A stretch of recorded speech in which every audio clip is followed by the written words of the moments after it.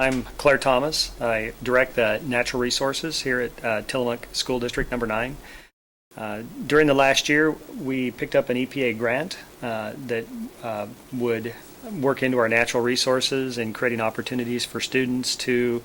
experience the environment in which they live and make decisions about community in which they live. One of the goals of this grant is to train students in the types of opportunities that exist in the area, an understanding of the science that works throughout all these ecological areas and in these endeavors, so that they become much more proud of the location and the place in which they live, as well as possibly seek opportunities in employment in these areas in the future.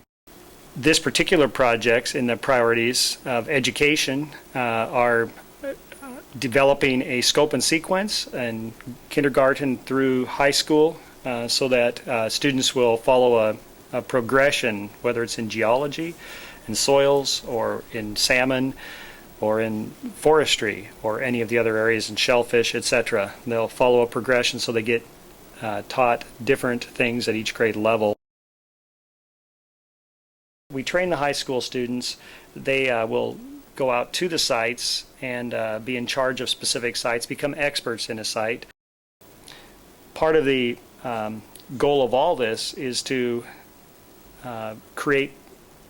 a bank of knowledge that students can carry out research from on an independent basis, so that even after the class has been there and has gathered information, has learned how to carry out these protocols and how to use some very complex, expensive pieces of equipment, learned how to do the statistics and the treatment of the data, that individuals can come back and say, you know, I think I have an idea as to how we could solve this problem, and pick up an independent research project on their own that they could then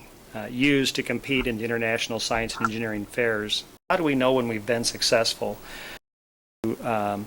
Find that the students are better prepared and have a much better connection with the environment in which they live, the Tillamook community, and can discuss the issues here, such as flooding, such as the bacteria in the bay, such as the odors that come from dairy farming.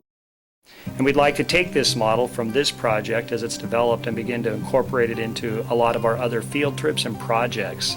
throughout Tillamook County. We'd like to eventually not only take it through the county, but make it exportable to the state or anybody else who's interested in these types of